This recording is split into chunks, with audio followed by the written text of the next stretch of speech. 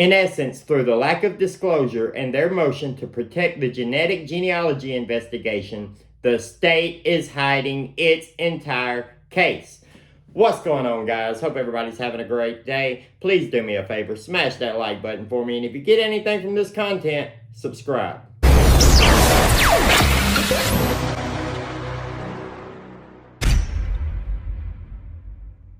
So Bryan Kohbergers' defense turned in an objection to the state's motion for protective order.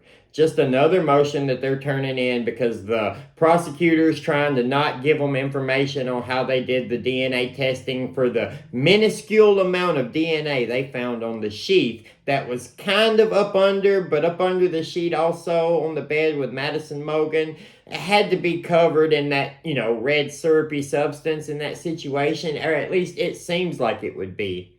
But they have a single source DNA on the little clip, not the button that you would push down, but when you pop it up, the little thing it pops onto, that's what they found DNA on. So anybody who had opened that knife at any time, that DNA could have been there, right? That DNA does not prove that Bryan Kohberger was in the house on November the 13th. Just because that item with his DNA on it was found doesn't prove a damn thing other than at some point in time, at some moment in history, he touched that knife sheath. So let's go ahead and let's read the part of this motion that has got everybody up in arms talking about this, and what really exposes that the state doesn't have the solid case that most of us thought that they most likely had to have, right? If you take and you commit a crime of this magnitude, this type of crime, in that short of a time span, how is there no DNA in the car, in the office? As a matter of fact, let's just read it word for word so nobody gets confused. No matter what came first, the car or the genetic genealogy, the investigation has provided precious little. There is no connection between Mr. Kohberger and the victims. There is no explanation for the total lack of DNA evidence from the victims in Mr. Kohberger's apartment, office, home, or vehicle. In essence, through the lack of disclosure and their motion to protect the genetic genealogy investigation, the state is hiding its entire case. But let's just break down what no DNA means, right?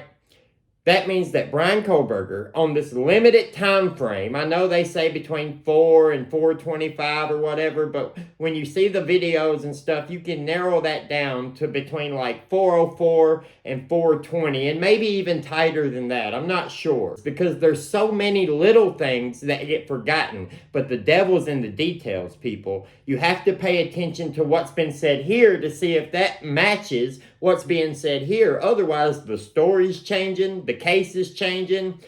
Is there a lack of evidence? Did you find different evidence? Now, a lot of us, including myself, have said, well, from the looks of it, it looks like Kohberger is probably going to be found guilty.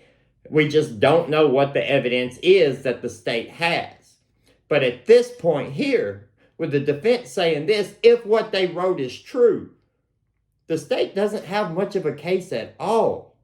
Like, you tell me how you could convict somebody beyond a reasonable doubt with nothing but an eyewitness who didn't report anything for over 8 hours, even though they supposedly heard things and screamed back things and saw bushy eyebrows and a guy wearing a mask dressed all in black, apparently after he committed these crimes. But then we also have the story of Bethany, the other roommate, who supposedly, don't even know where this came from, honestly, saw a naked man running out of the house. So, and then you got Kohberger's defense team, and he's wanting to subpoena Bethany to the hearing that we never had because of the grand jury, but he wanted to subpoena Bethany there, saying she had exonerating information for him.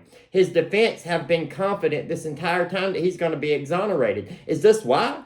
I mean, is all they have the fact that his phone was in Moscow around that time, that he had left his house that morning? But remember, his phone was not giving any signal whatsoever before the murders took place and after the murders had happened. So they don't have him pinpointed during that time with his cell phone, right?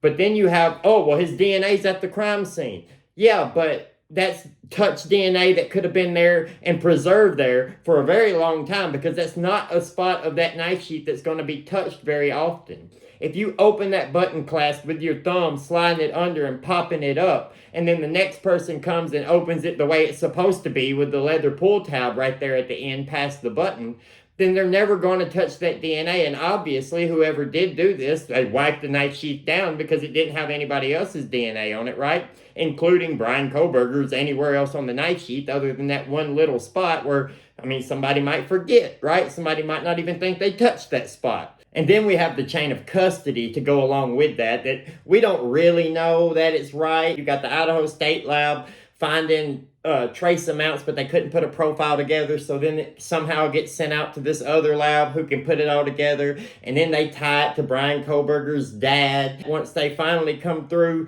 get that back, arrest Bryan Kohberger, they swab him, and oh my goodness, he's a perfect match. Well, no shit, Sherlock. Did we think that it wasn't his DNA to begin with?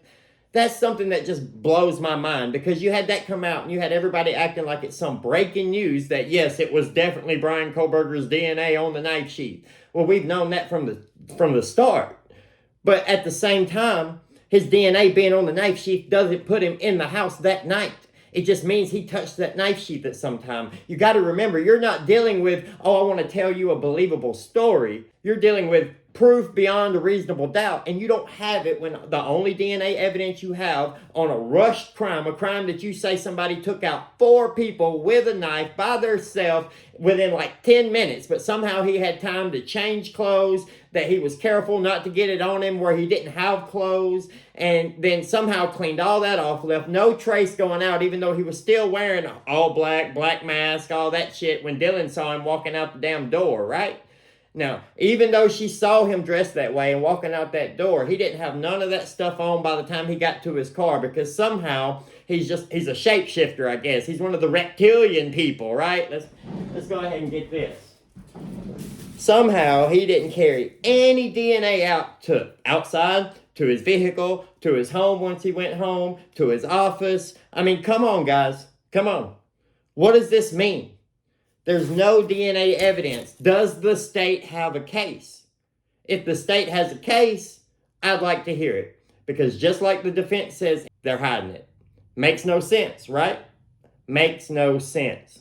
Let me know what you guys think down in the comments below. Like the video, subscribe to the channel to see more. Hit that notification bell so you'll get notified anytime I post. Have a great day, and we'll see you later.